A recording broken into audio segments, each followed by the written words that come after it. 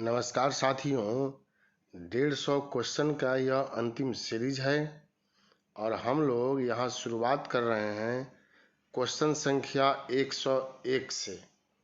मैं प्रहलाद गुप्ता आप सभी लोगों का बहुत बहुत स्वागत करता हूँ अनअकैडमी के इस प्लेटफॉर्म पर। भारत का सबसे बड़ा प्लेटफॉर्म है ऑनलाइन के संदर्भ में और 66वीं बीपीएससी के लिए हम लोग यहाँ पढ़ रहे हैं। सेट प्रैक्टिस जो है वह बना रहे हैं। तो चलिए शुरुआत करते हैं 101 नंबर क्वेश्चन।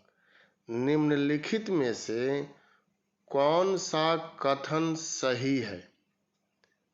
ए, वायु के ताप में बढ़ोतरी से वायु की वाष्पीकरण करने की क्षमता कम हो जाती है।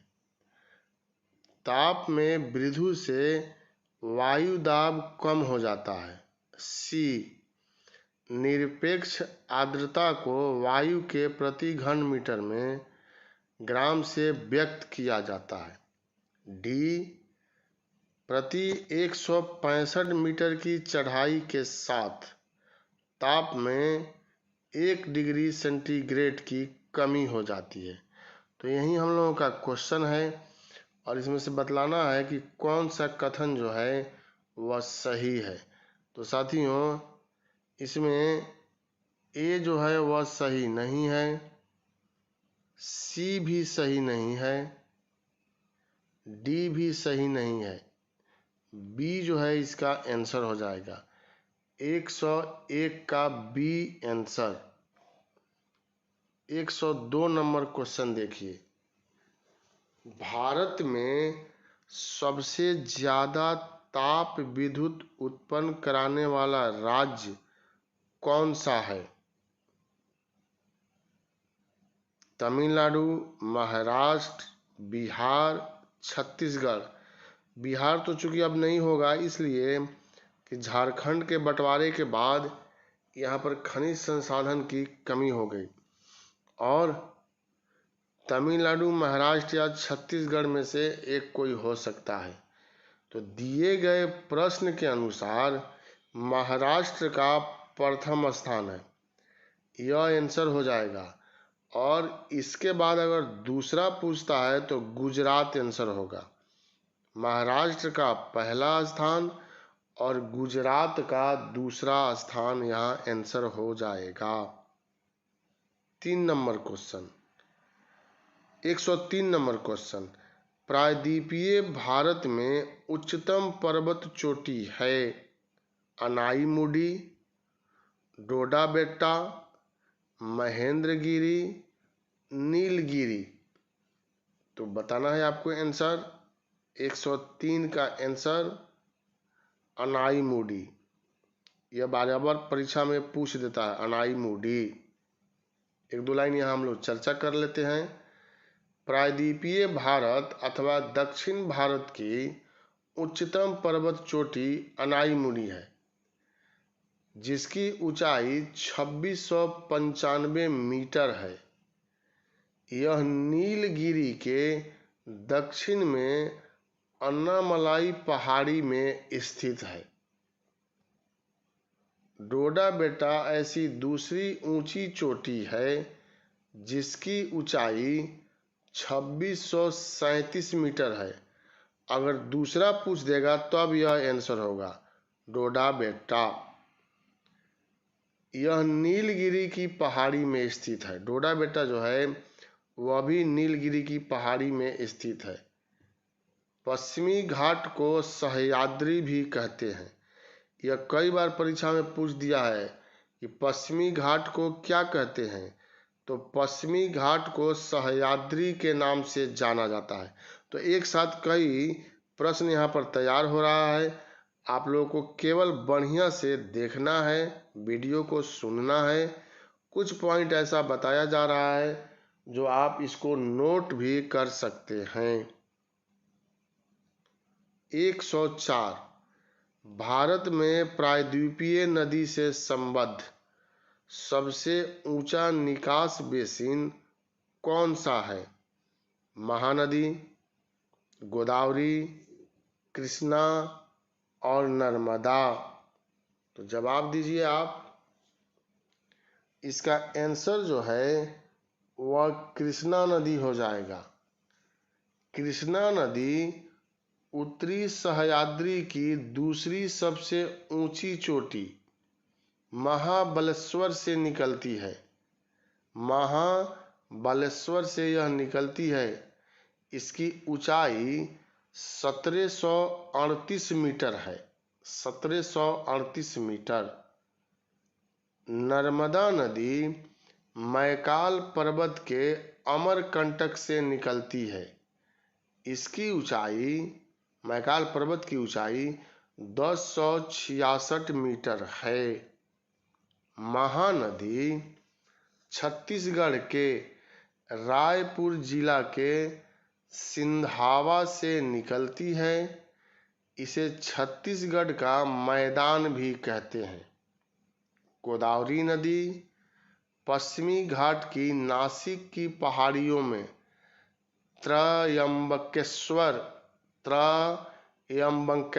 से निकलती है। तो इस हिसाब से सी जो है कृष्णा नदी हम लोगों का आंसर हो जाएगा। 105 देखिए, भारत का जीवमंडल रिजर्व नंदा देवी किस राज्य में स्थित है?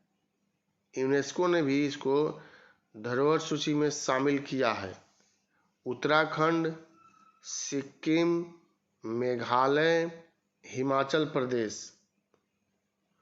तो 105 का आंसर जो है ए हो जाएगा, उत्तराखंड। भारत की जीवमंडल रिजर्व नंदा देवी भारत के उत्तराखंड राज्य में स्थित है।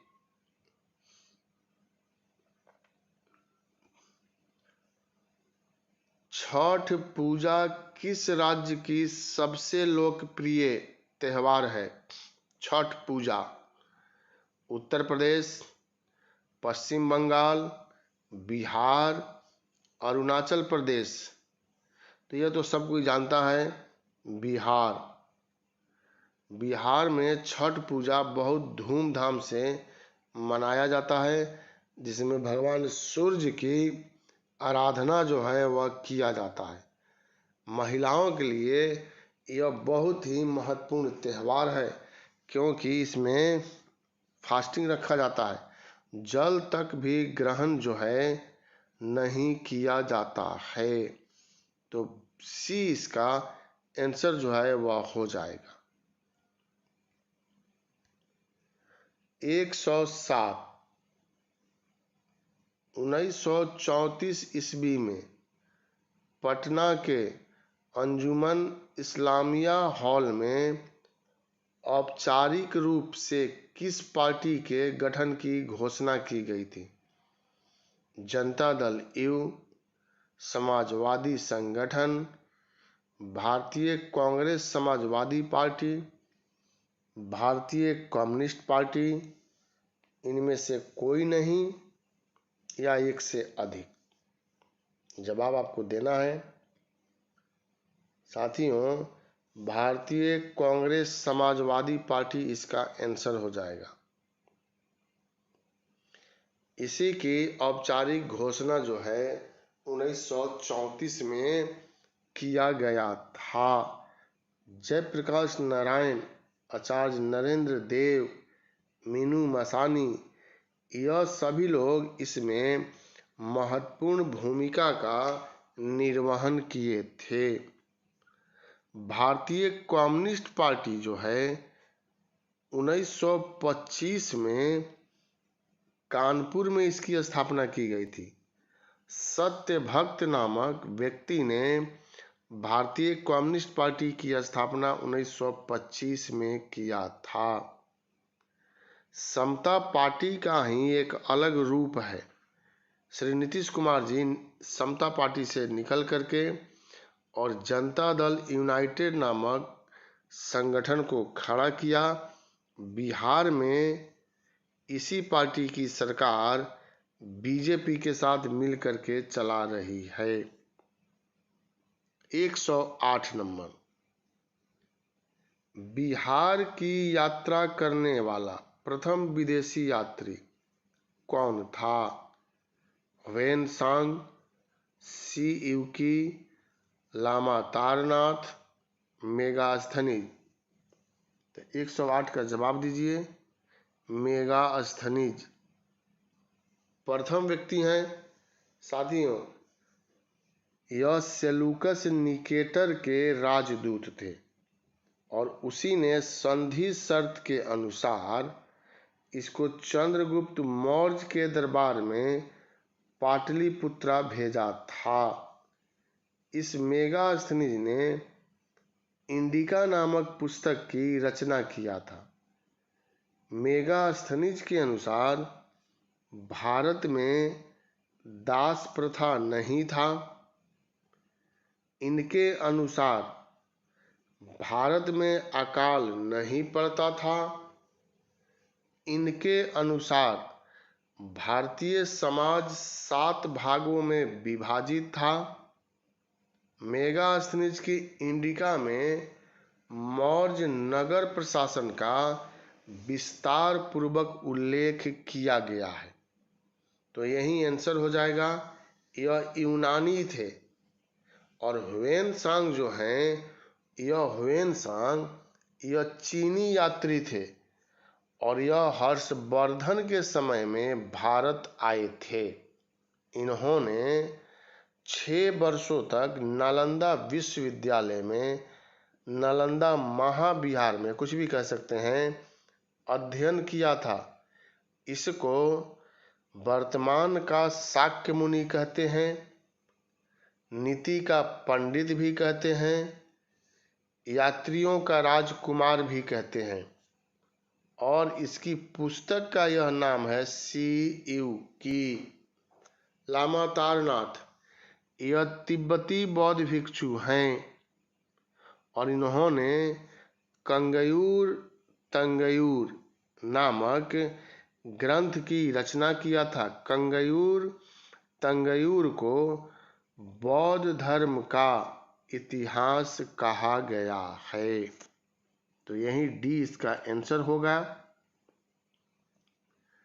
109, मंत्रिपरिषद सामूहिक रूप से राज्य विधानसभा के प्रति और व्यक्तिगत रूप से किसके प्रति उत्तरदायी होती है, यह आपको बतलाना है। मुख्यमंत्री, अध्यक्ष, उपराज्यपाल या राज्यपाल। 109 का जवाब दीजिए। राज्यपाल जो है वह आंसर हो जाएगा। डी 109 का आंसर होगा। सामूहिक रूप से राज्यपाल के प्रति, सामूहिक रूप से विधानसभा के प्रति और व्यक्तिगत रूप से राज्यपाल के प्रति जो है यह उत्तरदायी होते हैं। 109 के बाद 110, महावीर की पुत्री का विवाह किसके साथ हुआ था? राहुल, उदयक, उपाली, जमाली। तो जमाली के साथ। यही महावीर स्वामी के दामाद थे और सबसे पहले जमाली ने ही महावीर स्वामी का विरोध किया था और सबसे पहले महावीर स्वामी ने जमाली को ही अपना उपदेश दिया था। तो जमाली से यही क्वेश्चन है। राहुल आप जानते हैं कि भगवान बुद्ध के यह पुत्र थे। उपाली यह भगवान बुद्ध का शिष्य था। तो 110 का आंसर जो है वह डी हो जाएगा। 111 नंबर, बुद्ध की मृत्यु 80 वर्ष की अवस्था में कब हुई थी? यह हम लोगों को बतलाना है। 380 BC, 483 BC, 377 BC, 373 BC, 422 BC. तो इसमें से आंसर आपको देना है कि भगवान बुद्ध की मृत्यु कब हुआ था। तो 483 ईसा पूर्व। 563 ईसा पूर्व में इनका जन्म हुआ था कपिलवस्तु के लुम्बिनी में, और 483 ईसा पूर्व में उत्तर प्रदेश के कुशीनगर में इनकी मृत्यु हुई, जिसको महापरिनिर्वाण कहा गया है। तो 483 याद रखिएगा। 11 के बाद 12 नंबर क्वेश्चन। जयप्रकाश नारायण थे समाजवादी, साम्यवादी, क्रांतिकारी, उग्रवादी। बताना है आपको कि यह क्या थे। तो साथियों, यह समाजवादी थे। समाजवादी विचारधारा से यह प्रेरित थे। इन्होंने भारत छोड़ो आंदोलन में भूमिगत रहकर कार्य को संपन्न किया था और आजाद दस्ता नामक संगठन को खड़ा किया था। जयप्रकाश नारायण को भारत की सरकार ने भारत रत्न से भी सम्मानित किया है। तो यही इसका ए जो है वह आंसर हो जाएगा। 113 देखिए। 2017 के पहले बजट पेश किया जाता था 1 जनवरी को, फरवरी के अंत में, 1 फरवरी को, 31 मार्च को। तो 113 का जवाब दीजिए। फरवरी के अंत में यह जवाब जो है वह होगा 113 में साथियों। और 2017 के पहले फरवरी के अंत में बजट जो है वह पेश कर दिया जाता था। 113 के बाद 114 है। दृश्य निर्यात और दृश्य आयात के बीच अंतर को कहते हैं। अब यहाँ क्या कहते हैं यह हम लोगों को देखना है। व्यापार शेष, भुगतान संतुलन, व्यापार की संतुलित स्थिति, व्यापार से लाभ। तो इसका आंसर पहले आप लोग दीजिए 114 का। ए इसका आंसर हो जाएगा व्यापार शेष 114 में। दृश्य निर्यात और दृश्य आयात के बीच अंतर को व्यापार संतुलन या व्यापार शेष कहते हैं। इसको व्यापार संतुलन भी कहते हैं। 114 के बाद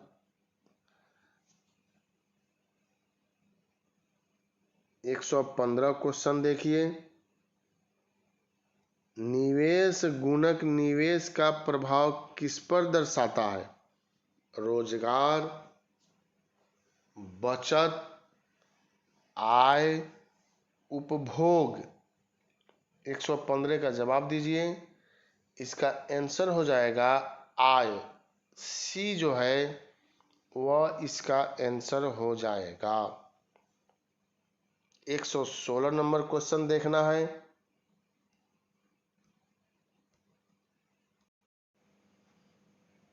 पंद्रह नंबर क्वेश्चन है 115। निवेश गुणक निवेश का प्रभाव किस पर दर्शाता है?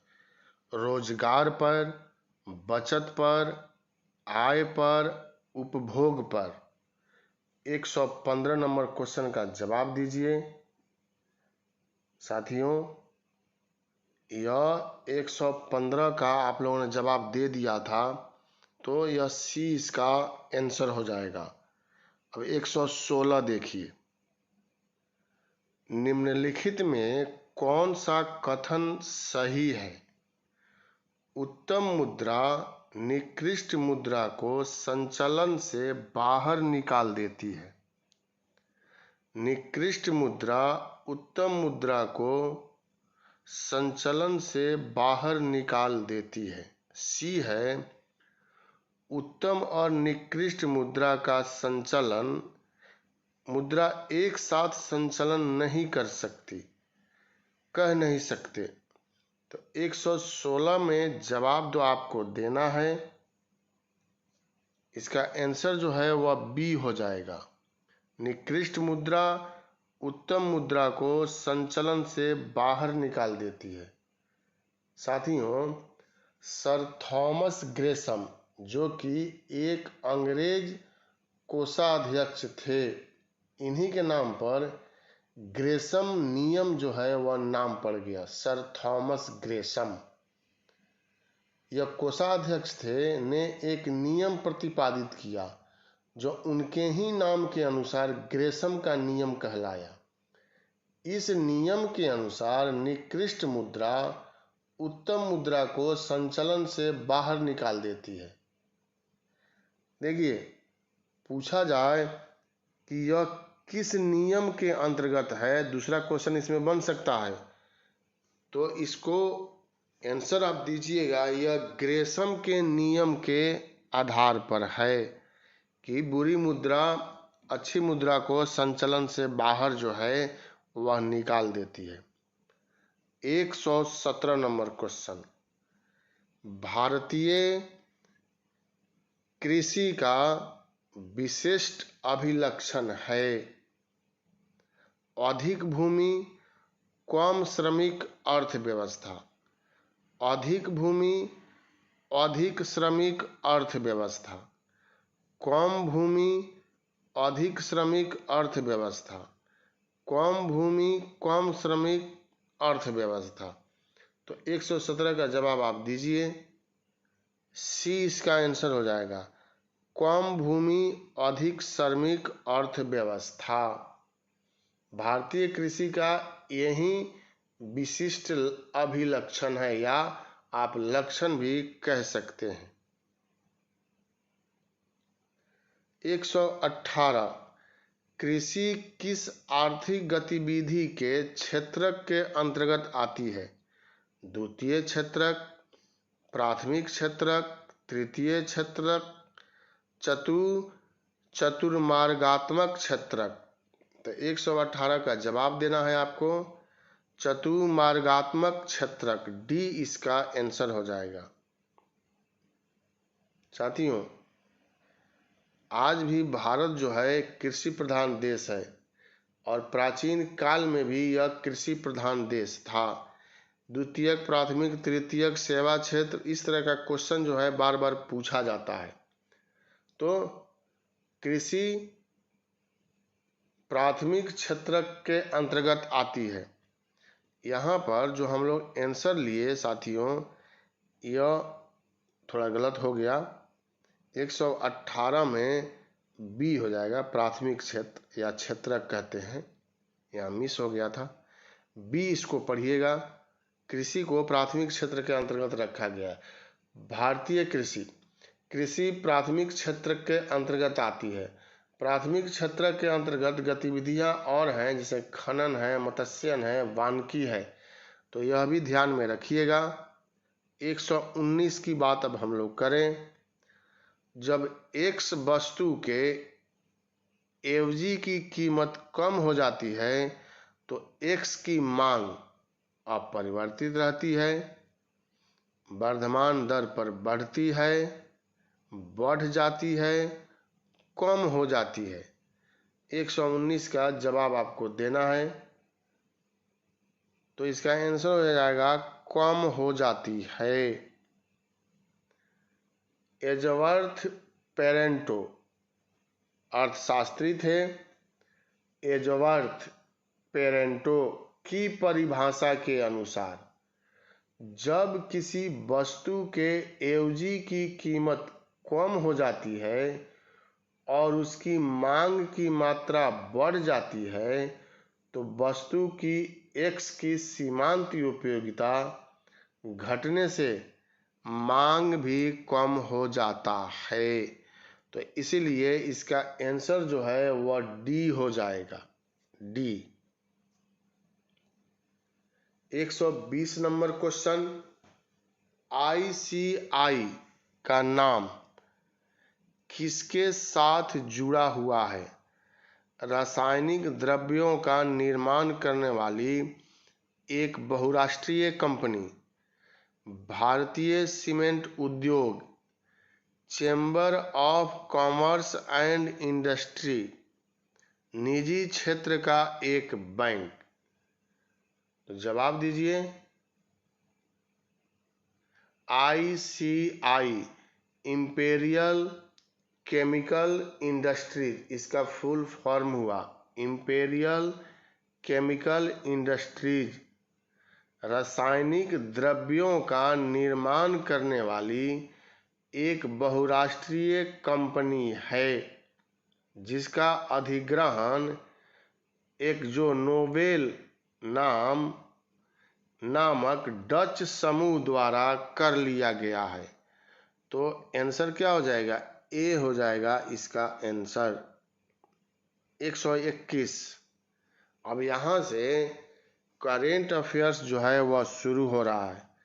हमने पहले भी बतलाया कि जो सेट हम लोग निकाले हैं उसमें जून 2020 तक के करंट अफेयर्स को 8 जून 2020 तक के करंट अफेयर्स को शामिल किया गया है।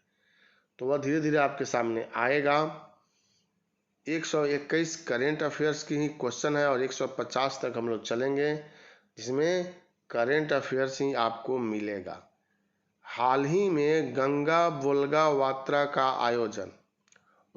का आयोजन नई दिल्ली में किया गया। इसके द्वारा भारत और किस देश के बीच द्विपक्षीय सहयोग को बढ़ावा दिया जाएगा? स्पेन, ब्रिटेन, ब्राजील और रूस। जवाब देना है आपको।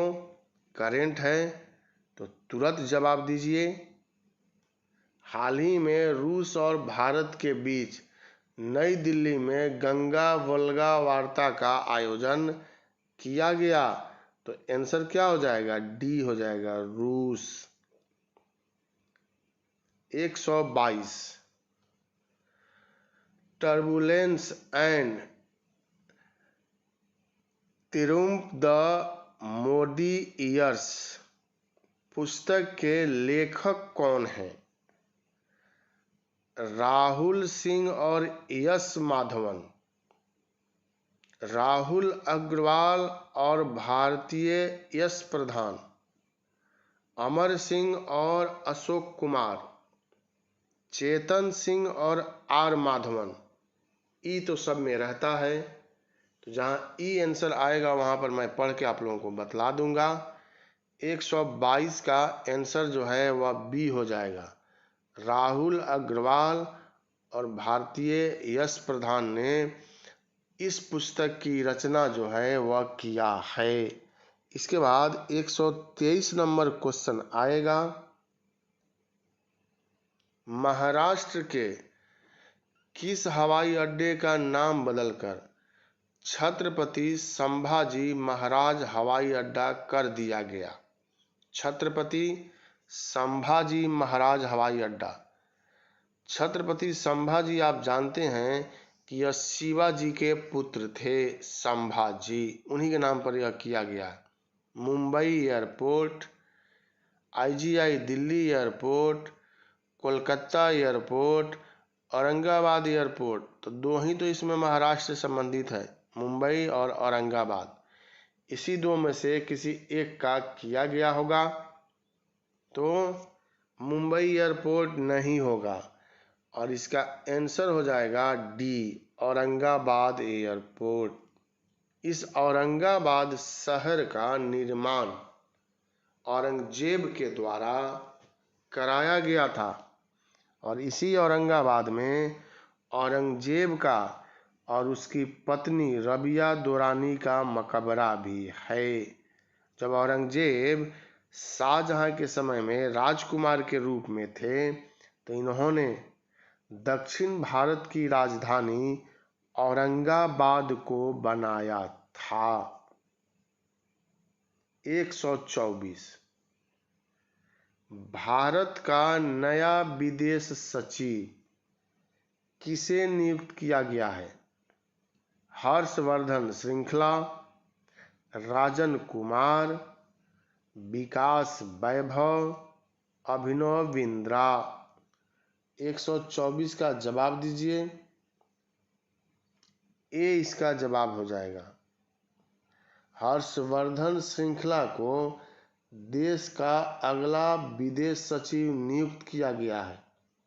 यह 29 जनवरी 2020 से अपने कार्यभार को संभाल रहे हैं। 125 नालको का नया CMD किसे नियुक्त किया गया है? यह भी करंट से है। Yes Sreedharan, Sridhar Patra, R Ashwin, SK Puri. तो 125 में श्रीधर पात्रा आंसर हो जाएगा। बी इसका आंसर हो जाएगा। श्रीधर पात्रा को नालको का चेयरमैन नियुक्त किया गया है। नालको का विस्तारित नाम है नेशनल एल्युमिनियम कंपनी लिमिटेड, जिसको संक्षिप्त में नालको कहा जाता है। 126 number question, Oxford university press ने किस हिंदी शब्द को ऑक्सफोर्ड हिंदी वर्ड ऑफ 2019 चुना है? यह बहुत बड़ी बात है। ऑक्सफोर्ड हिंदी वर्ड ऑफ 2019 चुना है। तो साथियों, इसका जवाब आपको देना है संविधान, सल्तनत, नीति अधिकार, स्वच्छता। कौन से शब्द का चुनाव किया है? तो संविधान यहाँ आंसर हो जाएगा। ऑक्सफोर्ड यूनिवर्सिटी प्रेस ने संविधान शब्द को ऑक्सफोर्ड हिंदी वर्ड ऑफ 2019 से सम्मानित किया है। 127 नंबर क्वेश्चन, केंद्र सरकार ने हाल ही में नारी शक्ति पुरस्कार के लिए आवेदन आमंत्रित किया है। यह कब दिया जाता है? मतलब किस तिथि को दिया जाता है? 127 जवाब आपको देना है। नारी शक्ति पुरस्कार राष्ट्रपति द्वारा 6 श्रेणियों में प्रदान किया जाता है। यह पुरस्कार अंतर्राष्ट्रीय महिला दिवस के अवसर पर दिया जाता है। अंतर्राष्ट्रीय महिला दिवस। तो अंतर्राष्ट्रीय महिला दिवस कब मनाया जाता है? 8 मार्च को। यही इसका आंसर हो जाएगा। 128 नंबर क्वेश्चन, स्कोर्स भारत की किस नियामक संस्था की एक मोबाइल ऐप है? SEBI, IRDA, IDBI, IBM। तो जवाब दीजिए आप लोग 128 नंबर का। सभी लोग जवाब दीजिए साथियों। गलती होगा तो गलती होगा, क्या फर्क पड़ता है। 128 तो यहाँ आंसर हो जाएगा ए, सेबी।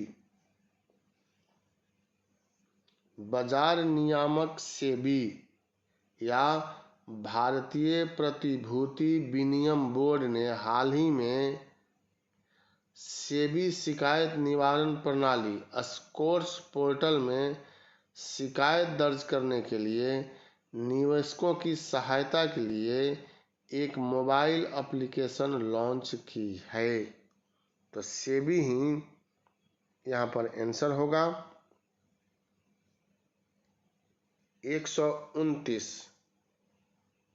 कौन सी अमेरिकी कंपनी प्रोजेक्ट कुडपर पर कार्य कर रही है, जिसके तहत अंतरिक्ष में हजारों सैटेलाइट लॉन्च किए जाएंगे? Amazon, Microsoft, Flipkart, Apple. तो 129 का जवाब दीजिए। अमेजन जो है इसका आंसर होगा 129 का। प्रोजेक्ट कुडपर के तहत अमेजन अंतरिक्ष में 3000 से अधिक सैटेलाइट लॉन्च करेगी। तो यह भी एक अलग से क्वेश्चन हो गया। संख्या अगर देखें तो 3000। 130 नंबर क्वेश्चन आप देखिए, अभिनव लोहन किस खेल से संबंधित है? Abhinav Lohan golf, cricket, badminton, table tennis. यह गोल्फ से संबंधित है, ये इसका आंसर हो जाएगा। अभिनव लोहन ने 2019 बंगलुरु ओपन गोल्फ चैंपियनशिप को जीत लिया है और इसीलिए यह चर्चा में है। और जब चर्चा में है तो इसीलिए हम लोगों ने इसको क्वेश्चन के रूप में शामिल कर लिया है। साथियों, यहाँ तो केवल खेल पूछा गया, आपसे पूछा जाए कि 2019 बंगलुरु ओपन गोल्फ चैंपियनशिप के विजेता कौन हैं, तो अभिनव लोहन ही नाम यहाँ होगा और वही आपको जवाब भी देना है। 131, किस भारतीय राज्य ने कोरोना वायरस के कारण होने वाले रोग को राजकीय आपदा घोषित किया है? कर्नाटक, केरल, आंध्र प्रदेश, हरियाणा। इसका तो जवाब आप लोगों को मालूम होगा, केरल आंसर हो जाएगा। केरल की सरकार ने कोरोना वायरस के कारण होने वाले रोग को राजकीय आपदा घोषित किया है। तो यही जवाब दीजिएगा, केरल आंसर हो जाएगा।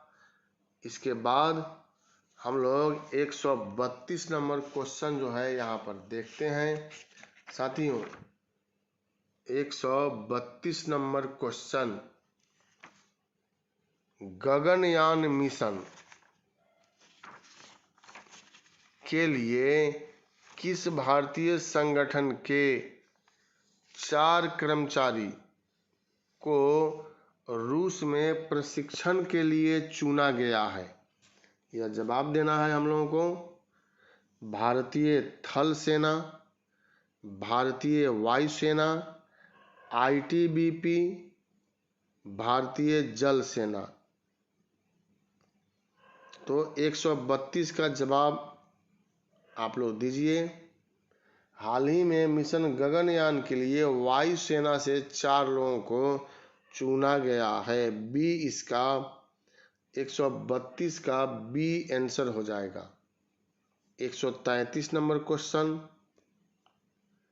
हाल ही में सुर्खियों में रहे एवोन फेरेल और सेली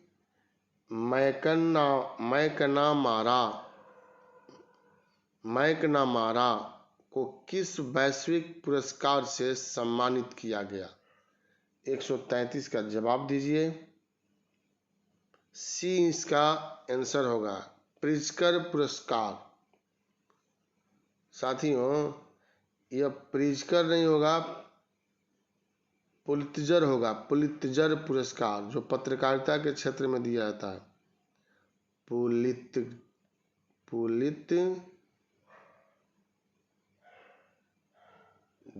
पुरस्कार। तो यही पुरस्कार इन दोनों को दिया गया है। आर्किटेक्ट एवोन फेरेल और सैली मैकनामारा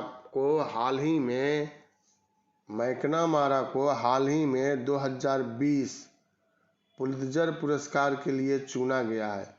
पुलित्जर पुरस्कार वास्तुकला के क्षेत्र में सर्वोच्च सम्मान है। यह वास्तुकला के क्षेत्र में साथियों दिया जाता है, न कि पत्रकारिता के क्षेत्र में। तो याद रखिएगा। 134 नंबर क्वेश्चन, किस मंत्रालय ने रोजगार प्रदाताओं तथा कर्मचारियों की शिकायतों के निवारण के लिए संतुष्ट नामक पोर्टल लॉन्च करने का निर्णय लिया है? मानव संसाधन मंत्रालय, रक्षा मंत्रालय, श्रम एवं रोजगार मंत्रालय, गृह मंत्रालय। तो 134 का जवाब दीजिए। सी इसका आंसर हो जाएगा, श्रम एवं रोजगार मंत्रालय। हाल ही में रोजगार प्रदाताओं तथा कर्मचारियों के शिकायत के निवारण के लिए संतुष्ट नामक पोर्टल लॉन्च करने का निर्णय लिया है। इसके बाद 134 के बाद हम लोग 135 नंबर क्वेश्चन देखें। विश्व डिजाइन संगठन ने बंगलुरु में वर्ल्ड डिजाइन पेट्रोपोलिस की स्थापना करने का निर्णय लिया है। मंगलुरु, हैदराबाद, बंगलुरु, विजयवाड़ा, कहाँ पर वह स्थापित करेगी? इसका जवाब आपको देना है 135 का, और सी बेंगलुरु में इसका आंसर जो है वह बेंगलुरु हो जाएगा। 135 नंबर क्वेश्चन। 136 किस अमेरिकी अंतरिक्ष यात्री ने हाल ही में महिला वर्ग में अंतरिक्ष में सबसे अधिक समय व्यतीत करने का रिकॉर्ड बनाया? Christina Lagarde, Christopher Koch, Christina Koch, Jennifer Lagarde. 136 का आंसर बताइए आप साथियों। अमेरिकी अंतरिक्ष यात्री क्रिस्टीना कोच ने महिला वर्ग में अंतरिक्ष में सबसे अधिक समय व्यतीत करने का रिकॉर्ड बनाया। तो सी इसका आंसर हो जाएगा, क्रिस्टीना कोच। 137 भारत ने किस देश को सोलन पार्क के निर्माण के लिए $75 मिलियन की लाइन ऑफ क्रेडिट जारी की है? 75 मिलियन डॉलर की लाइन ऑफ क्रेडिट जारी की है। युगांडा, बहरीन, नेपाल और क्यूबा। 137 नंबर का जवाब आपको देना है, और इसका जवाब हो जाएगा क्यूबा। डी इसका आंसर हो जाएगा। भारत ने हाल ही में क्यूबा को $75 मिलियन की लाइन ऑफ क्रेडिट जारी की है। इसके द्वारा क्यूबा में सोलर पार्क की स्थापना किया जाएगा। सोलर पार्क जो है यहाँ बनेगा। 138 किस वैश्विक संस्था ने कोरोना वायरस कोविड-19 के प्रकोप से निपटने के लिए $12 बिलियन की सहायता की घोषणा की? 12 बिलियन, बहुत ह्यूज अमाउंट है। IMF, विश्व बैंक, ADB और विक्रस बैंक। IMF अंतर्राष्ट्रीय मुद्रा कोष, विश्व बैंक, ADB एशियाई विकास बैंक। जवाब आपको देना है 138 नंबर क्वेश्चन का, विश्व बैंक यहाँ आंसर हो जाएगा। विश्व बैंक ने $12 बिलियन की सहायता की घोषणा जो है वह किया है। यह 3 मार्च 2020 को विश्व बैंक ने घोषणा किया था। तो जब शुरुआती लक्षण आ रहा था उसी समय इसकी घोषणा विश्व बैंक के द्वारा 3 मार्च 2020 को कर दिया गया था। 139 DRDO के एरोनॉटिकल सिस्टम के महानिदेशक कौन हैं, जिन्हें भारत की मिसाइल वुमन भी कहा जाता है? Doctor Tessy Thomas, doctor R K Sethi, doctor Yash Shrinath, doctor R N Sharma. तो 139 में ए हो जाएगा, टेसी थॉमस, डॉक्टर टेसी थॉमस। रक्षा अनुसंधान एवं विकास संगठन, जिसको DRDO कहते हैं, कि वैज्ञानिक डॉक्टर टेसी थॉमस महिला विज्ञान कांग्रेस की मुख्य अतिथि भी थी। पूछ दे कि महिला विज्ञान कांग्रेस की मुख्य अतिथि कौन थी, तो डॉक्टर टेसी थॉमस यहाँ पर भी आंसर हो जाएगा। 140 नंबर क्वेश्चन, कौन सा देश यूरोपीय आयोग विश्व 50 कार्बन न्यूट्रलिटी समझौते का हिस्सा नहीं है? जवाब आपको देना है पोलैंड, अमेरिका, जापान, जर्मनी। जवाब दीजिए। तो यहाँ आंसर हो जाएगा पोलैंड। पोलैंड ने यूरोपीय आयोग 2050 कार्बन न्यूट्रलिटी समझौते से अलग रहने का निर्णय जो है वह ले लिया है।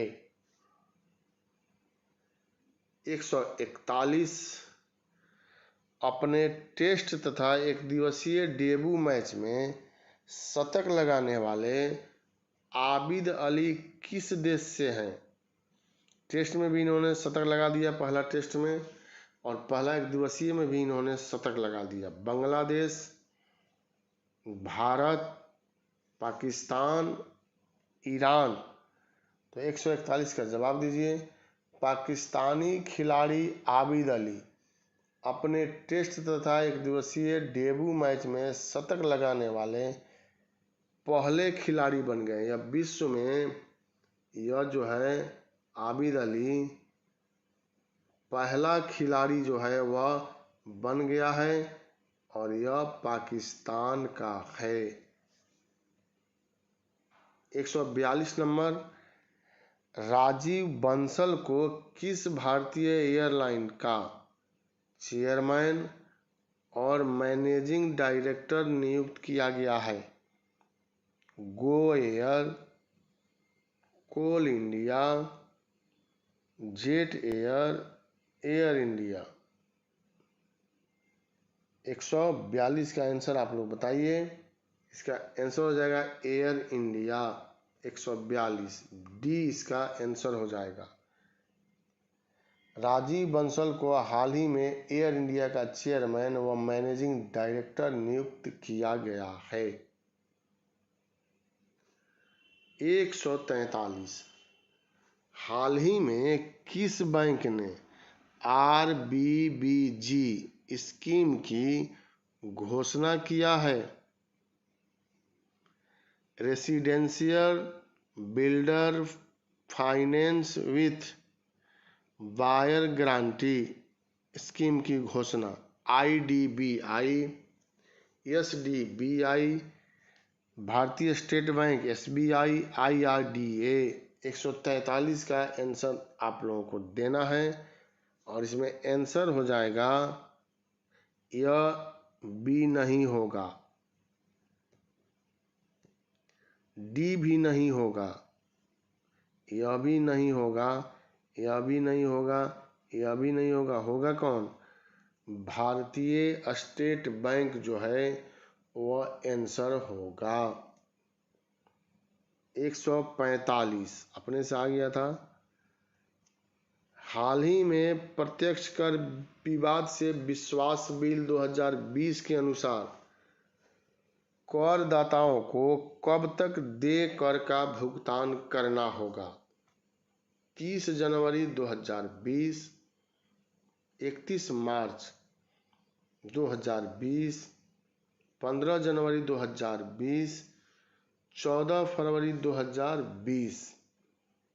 तो जवाब दीजिए। 31 मार्च 2020 यहाँ आंसर हो जाएगा। 144 नंबर क्वेश्चन का।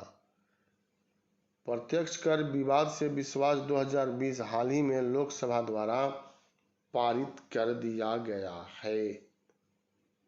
145 नंबर क्वेश्चन अब आप लोगों के सामने आएगा और यह क्वेश्चन है, मनमाड और भुसावल रेलवे स्टेशन में हाल ही में AI based facial recognition technology को स्थापित किया गया। यह रेलवे स्टेशन किस राज्य में है? बिहार, गोवा, महाराष्ट्र, पंजाब। भुसावल जब शब्द दे दिया गया है तो महाराष्ट्र ही आंसर होना चाहिए 145 का, और इसका आंसर महाराष्ट्र ही है। बिहार में इस तरह का भी कोई प्रोजेक्ट आया नहीं है। 146 बिहार के किस जिले में बाल मैत्री अदालत का उद्घाटन किया गया? बहुत अच्छी पहल है, बाल मैत्री अदालत बच्चों के लिए। शेखपुरा जिला, अरवल, कैमूर, सीहोर। जवाब दीजिए जल्दी से फटाफट। शेखपुरा आंसर हो जाएगा। 146 बिहार के शेखपुरा जिला में बाल मैत्री अदालत का उद्घाटन किया गया, तो यही आंसर हो जाएगा। अब इसके बाद 147 नंबर क्वेश्चन है, आप यहां देखिए। दुनिया के 10 सबसे प्रदूषित शहरों में गुरुग्राम का स्थान पहला तथा पटना का कौन सा स्थान है? तीसरा, 7वां, चौथा, 19वां? बताइए। 147 नंबर क्वेश्चन का आंसर बी आंसर हो जाएगा, 7वां है। पटना का स्थान जो है वह 7वां है सबसे प्रदूषित में। 148 हाल ही में बिहार में कहाँ तीसरा CNG गैस फिलिंग स्टेशन की शुरुआत की जाने वाली है? फतुहा, पटना में, दानापुर में, सकरी में? 148 का जवाब हो जाएगा, हाल ही में बिहार में पटना में तीसरा CNG गैस फिलिंग स्टेशन की शुरुआत की जाने वाली है, तो सी आंसर हो जाएगा। 149 बिहार के किस अस्पताल में दी विंची नाम का रोबोट प्रोस्टेट कैंसर का सर्जरी करेगा? SRMCH, DMCH पटना, एम्स और NMCH? 149 का जवाब दीजिए। बिहार के पटना एम्स अस्पताल में द विंची नाम का रोबोट प्रोस्टेट कैंसर का सर्जरी करेगा। तो साथियों यहाँ आंसर क्या हो जाएगा? एम्स हो जाएगा, पटना एम्स। तो यही डी इसका आंसर होगा। अब एक दो शब्द यहाँ कहना होगा आप लोगों को। जो आप तैयारी कर रहे हैं तो आपका तैयारी किस मुकाम तक पहुंचा, यह आप लोगों को जांच करने का टेस्ट सीरीज जो है उत्तम नमूना है। लेकिन जो नए नए आते हैं उनको टेस्ट सीरीज ज्वाइन नहीं करना चाहिए। जब आप पढ़ लीजिए तब टेस्ट सीरीज ज्वाइन कीजिए, क्योंकि जो पढ़ाया जाता है वह चैप्टर वाइज पढ़ाया जाता है कि इसके बाद यह घटना घटा, इसके बाद यह घटा, इसके बाद यह घटा। तो आपको बनाने में भी सहूलियत रहेगा और जो सेट आप बनाएंगे तो वह सहूलियत रहेगा, और इसके साथ ही आपका रिजल्ट भी होगा। तो साथियों बीच बीच में आपको अपनी जांच भी करते रहना। यह नहीं कि केवल अंधाधुन किताबी कीड़ा बने हुए हैं और पढ़ते चले जा रहे हैं। ऐसा नहीं है। केवल आप 10-10 घंटा केवल किताब को ही पढ़िएगा और उसमें कोई एक्स्ट्रा दिमाग नहीं लगाइएगा तो परीक्षा में पास नहीं हुआ जा सकता है। विद्वान आपको नहीं बनना है, किताबी कीड़ा के रूप में नहीं बनना है। जितना पूछा जाता है, जो पूछा जाता है उसी को पढ़ लेना है और बेहतर तरीक़ा से एग्ज़ाम में आपको उसको शामिल कर देना है। अब साथियों, यहाँ पर पटना एम्स के बाद क्वेश्चन है 150। बिहार पुलिस मुख्यालय का स्थानांतरण कहाँ किया गया है? सरदार पटेल भवन, दिनकर भवन, गांधी भवन, कर्पूरी भवन। तो सरदार पटेल भवन में स्थानांतरित किया गया, जो पटना में है और नया ही बना है। बहुत भव्य तरीके से इस सरदार पटेल भवन को बनाया गया है। तो यही हम लोगों का तीसरा और अंतिम चरण था और 150 क्वेश्चन यहाँ आप लोगों का पूरा हो गया। और आप लोग 150 में जोड़ के हमको बतलाइएगा लास्ट वीडियो में, इसी वीडियो में, कि कितना आपका सही जो है वह हुआ। तब हमें लगेगा कि जो मेहनत यहाँ किया जा रहा है उस मेहनत का फल हम लोगों को मिलेगा, फल रूपी रिजल्ट आपका मिलेगा, तो हमें ज़्यादा से ज़्यादा खुशी होगा। अब मंजिल पाना है तो कदम तो बढ़ाना पड़ेगा।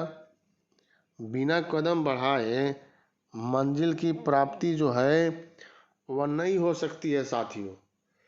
अब मैं एक दो बात आप लोगों से यहाँ पर और कहना चाहता हूँ कि बिहार का इतिहास जो मैंने शुरू किया था, प्राचीन बिहार का इतिहास ख़त्म हो गया, मध्यकालीन बिहार का इतिहास सीरीज के रूप में ख़त्म हो गया, आधुनिक बिहार का इतिहास सीरीज के रूप में चल रहा है और यह अब हम लोग धीरे धीरे समाप्ति की तरफ बढ़ रहे हैं। इसीलिए मैंने प्रैक्टिस सेट को शुरू किया। आप लोगों ने मांग किया था, बिहार का क्वेश्चन का प्रैक्टिस सेट की शुरू किया था, आप लोगों ने मांग किया था। आप लोगों का कमेंट आया कि नोट्स हमें चाहिए, तो जो नंबर हमने दिया है उस पर कॉल करके आप अपने घर पर नोट्स जो है वह बना सकते हैं और अपनी आकलन जो है इसमें कर सकते हैं साथियों। कहने का मतलब है कि पढ़ना आप ही को है और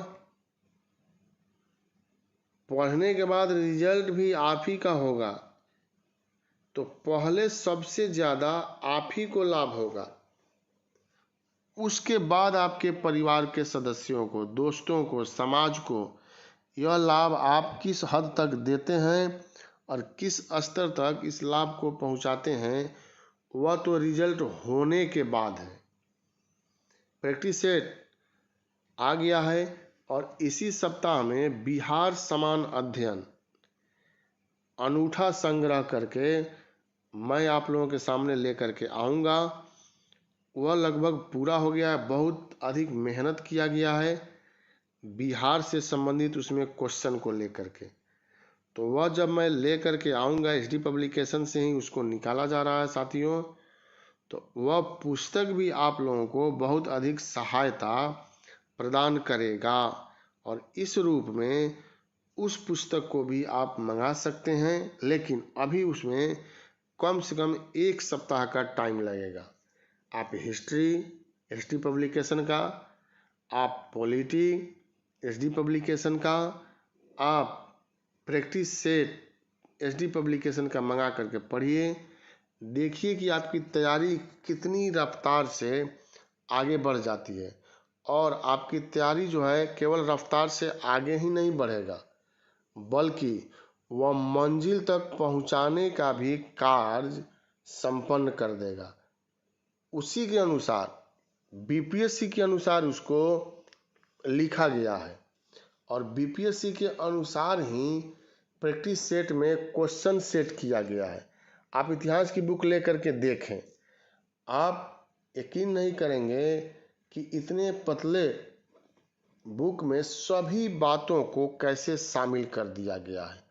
कोई भी ऐसा टीचर नहीं है, टीचर तो टीचर का बड़ाई बहुत कम करता है, जबकि एक विषय का हो, सेम विषय का हो, लेकिन इस पुस्तक का सभी लोगों ने बड़ाई किया है कि यह तो निश्चित रूप से महत्वपूर्ण पुस्तक है और सभी बात को बहुत अच्छे ढंग से अपनी भाषा में प्रस्तुत किया गया है।